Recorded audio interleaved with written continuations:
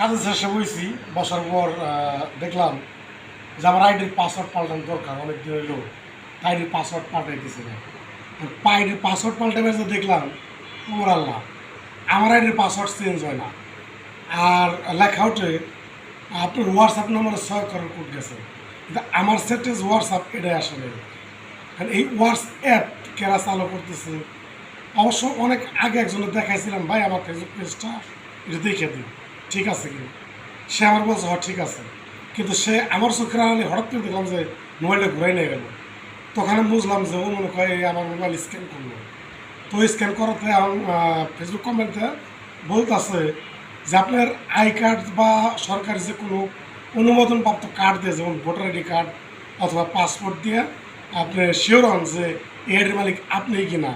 হ্যাঁ, আইডির মালিক আমি, কিন্তু আমি অপশনটা পাইতেছি না যে জায়গায় আমি আমার আই কার্ড কিংবা স্মার্ট কার্ডের নাম্বারটা সেট করবো।